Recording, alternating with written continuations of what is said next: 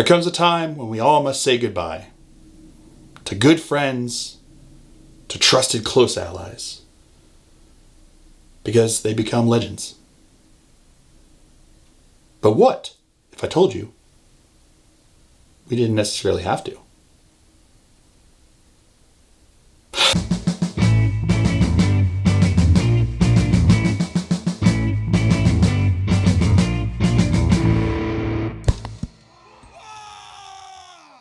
Welcome, ladies and gentlemen, to another Glacial Geek video. I'm Phil, the Glacial Geek, and today I'm coming to you with a video that I'm very excited about. I'm very happy to be able to do this.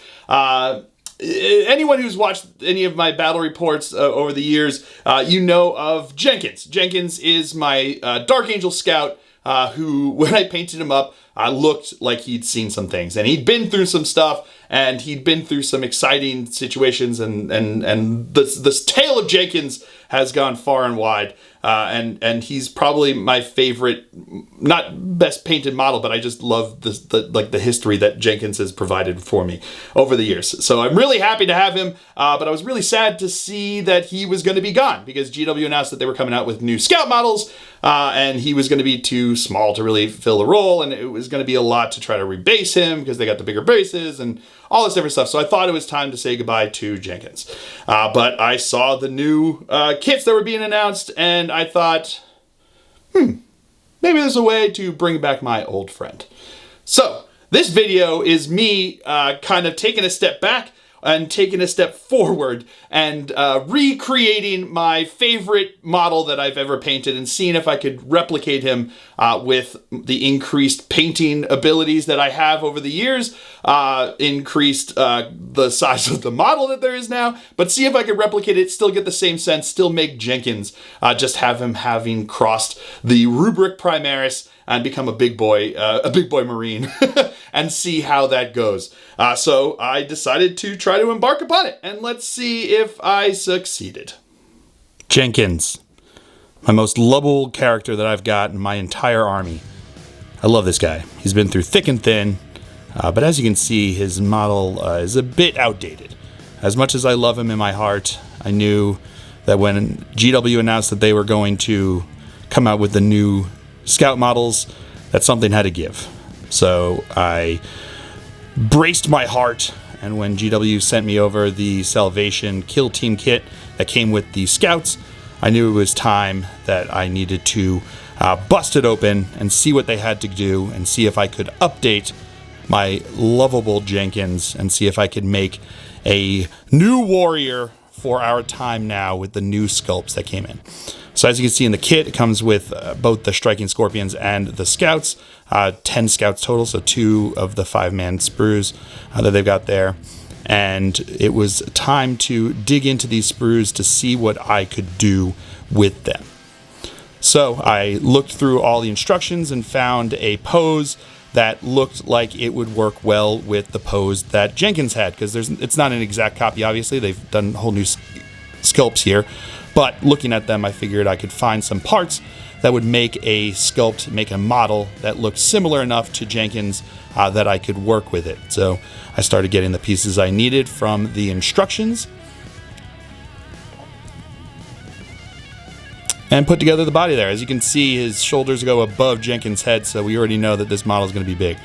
So I got a bolter that was the same kind that Jenkins had, and made it look good there. And then I started comparing the faces to the faces that they had with the new scout sculpt there, and I came across one that I thought would work. It had the similar look, mouth closed, had the same earpiece thing going on there, so it was something to work with. So then I started, once I primed the model, I then worked with the painting here. So I started with the ancient stone on all of the pants and any of the cloth there. I wanted this to look just like Jenkins if I could, as much as possible, with my added experience in painting and working with these Army Painter paints here. I then painted the armor with angel green, because it's a dark angel, obviously. Jenkins is not changing his chapter there.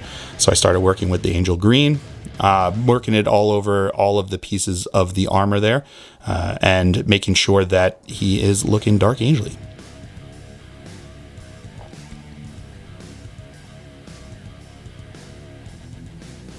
As you can see here, looking pretty good after I'm getting those base coats down. And then I went to the bolter with pure red.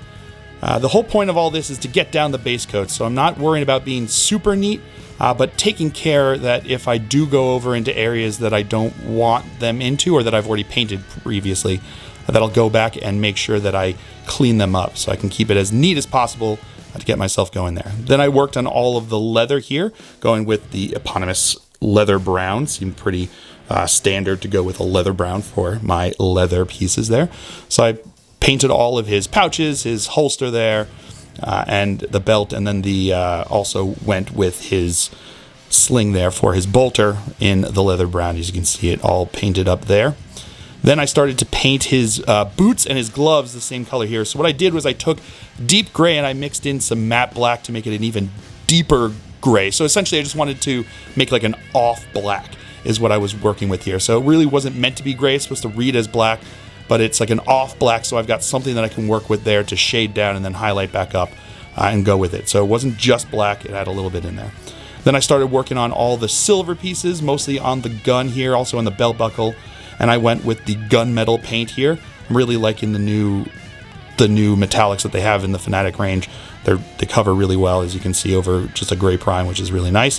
You see how they all turned out there. Got all of my silver, including the handle and the holster for the pistol. Then I went with greedy gold and picked out all the gold bits, and it's mostly just the emblem on the bolter here and also some pieces on that sling there. Not a lot of gold on Jenkins here. He's not an ostentatious guy. He likes to keep it pretty simple.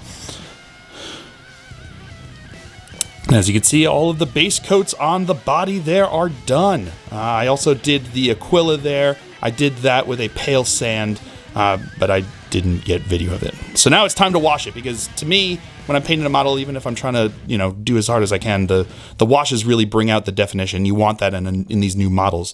So I started with a strong tone, and I put that all over the pants and the sleeves, and also all of the leather parts. So all of the straps and the pouches and everything there.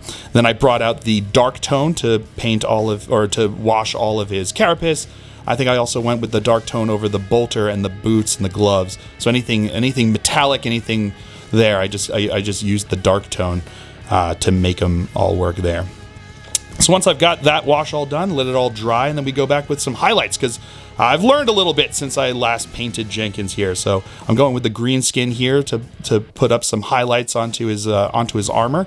It does look really bright, but it does go down as it starts to dry. I then used Raging Rose to highlight the red on the bolter. And again, looks very bright, but it does go down. You can also wipe away some of it as you're doing some edge highlights if they don't look quite right with your finger, and just go back and put in where you need it to. I then decided to not edge highlight all of the leather here, but I used the command khaki to give kind of an edge highlight, but also make it look like it's worn. Because Jenkins is a veteran, as we all know, of many a battle, and his leather is not going to look pristine. I then went back and used some pale sand to highlight up the cloth bits, so the pants and the sleeves there. Just going up with the way that the triads, or the flexible triads work in the Fanatic range, it makes it easy to figure out which paints you want to use there. So I just went with what they told me to. So you can see all of those coming together. Then it was time to highlight up my gray here with some pure deep gray. As you can see, the difference between adding in some matte black to the deep gray really gave me the ability to kind of highlight it up without having to get like a really bright highlight. Then it was time to highlight up some of the metals here. So I went with the silver metals that were in gunmetal and are now being highlighted with mithril. I also used the mithril here to kind of spot highlight some of my gold there. So on the emblem on the bolter, I also went in and used that to highlight that, just to give it a little more pop and definition. Now onto the face. So we've got amber skin as the base here. Can't get it in focus because I'm just like that. Then we've got fiendish yellow for the hair, because he's got that bright yellow blonde. So this is like a darker one to give me a base that I can work off of here, so fiendish yellow. And then use the gunmetal to paint in the metal parts on him. I painted his head separately because it was going to give me more control, it giving me access to the different things and make it easier for me to work with. I don't think I did that when I painted the first one. And as you can see here, all the base coats are down, so now it's time for a wash again, because that's how it always works, or at least works for me. I used the strong skin shade here to wash his face. I also did it for his hair and all the metal on his head there. The difference between the strong tone and the dark tone on the metals isn't going to be super noticeable when you see the model all together and after it's all done there. So I just go in there, make sure I'm not pooling where I don't want it to, and then I get what I want. I then highlighted up the face with the amber skin again, which was my base tone that I used there. I also used a little bit of the pale sand if I needed to get some like really highlight ones on like the cheek there, cheekbone and the lips and stuff. I used warped yellow to highlight up his hair, and again I used like a sketchy method on the edges there to make it kind of look like hair as opposed to just like a straight edge highlight. He doesn't have like a yellow helmet on. He's got hair, so you got to make it look a little bit like that. And as you can see, that's after the head has been all highlighted up, giving me a good look. Now it's time for the eyes. Very carefully, get in that white there. Got to get the white in. Very carefully. Oh man, very careful with the matte white. This is the hardest part. I had to make his eyes. That's the most distinctive part about Jenkins anyway, is his eyes, those big wide eyes that have seen like a whole lot of stuff. And now it's time to put in the pupils. So we've got like the white eyes that are wide there, and I just need a tiny little dot. Let's do it. Okay, putting it in on the right there. All right, yep, there we go. And then we want to go over here to the left and get that tiny little dot. Alrighty, getting it, putting it on. Perfect. Yes, first time's the charm. That's how it works with eyes. Yeah, just kidding. That left side I totally messed up. So what I did was I flooded the area with water and the brush there to kind of wipe out the paint that was in there, because it's once you put it on, if you make a mistake, you can quickly go back and fix it by just like washing it out there and then start it over again and just did it until I got what I wanted. You know, you make mistakes and they happen, and you just kind of go back and you keep working at it. Eyes are extremely difficult, as you can see from Jenkins initially. Eyes are just difficult, and I've gotten not much better at them as I've gone along. So, but I ended up getting the eyes the way I wanted to eventually. After I think it was like 3 tries on the right, on your right, his left eye there, trying to get them to work properly. So now the head's done. Take it off the little marker there. Get ready to super glue them onto the body here, because I've got paint there. I don't worry about scraping off the contacts there. I mean, if I'm pulling at it from the head, I'm doing something wrong anyway, so I'm just going to keep it there. But the thing was, when I was putting it in the head, I had to give it that little jaunty angle that Jenkins holds his head. So I pulled out the original here and just used him to kind of like judge the angle that his head was in there, so he wasn't looking the straight ahead there, and give him that look. And there you go. The models there are looking pretty good. I think they're a pretty good match there. But of course, you have to do the basing. And Jenkins basing is pretty much the standard basing I have for all of my Dark Angels here. So this is just a method that I use. I use the Army Painter's Scenic Snow material, and then I mix it in with the color paint that I want. In this case, just like a brown, just like a muddy brown here. And then I just spread it out there, and it just becomes like a texture paste. Gives you a nice fine texture. So the snow material gives you a nice fine texture that'll look like dirt and like sand like that. They also have some other basic materials that are bigger, but those are more designed for, they look more like rocks than they do like dirt. So then once it's dried, I washed it with the dark tone, and then did a heavy dry brush here of Company Gray. I did go a little bit overboard on this, and I think I went back and I added back some more of the brown and washed it and came back, so you can see the final there is a little bit more subtle. Got to put in the tuft there, just like Jenkins has, and we are there with the model. So now it's just onto his company or his squad insignia here. He's just got Squad 1, although it just looks like a strong, like just a line there. So I just went with a line, made it look more edition.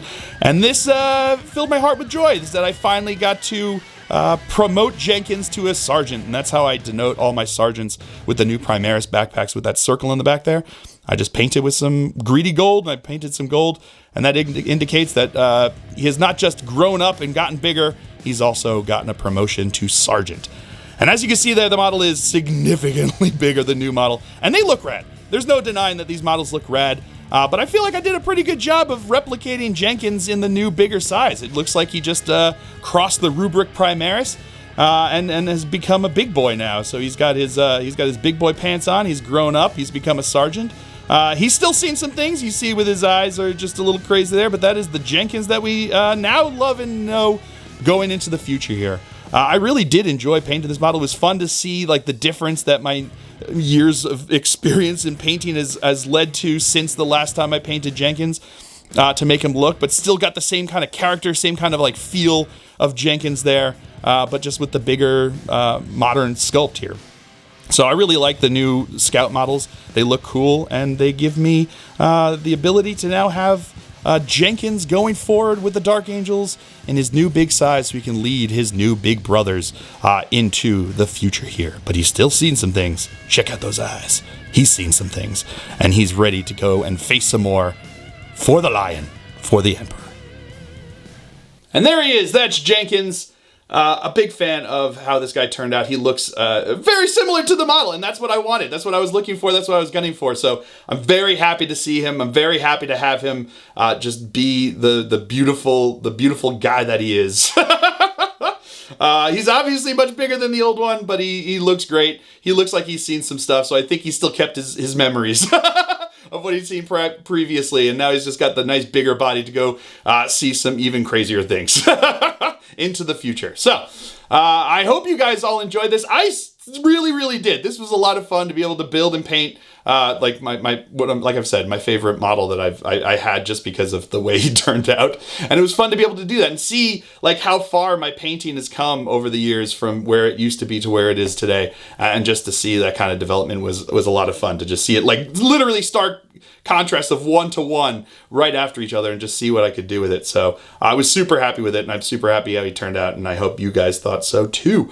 So let me know down in the comments what you thought, if you think Jenkins is going to go on to bigger and better things, or if you think this is an abomination that Jenkins has become Primaris. Let me know down in the comments, and we can continue the conversation there. So, again, I hope you guys have all enjoyed this. I certainly have. I've been Phil, the Glacial Geek, as always. And until next time, stay safe and have fun.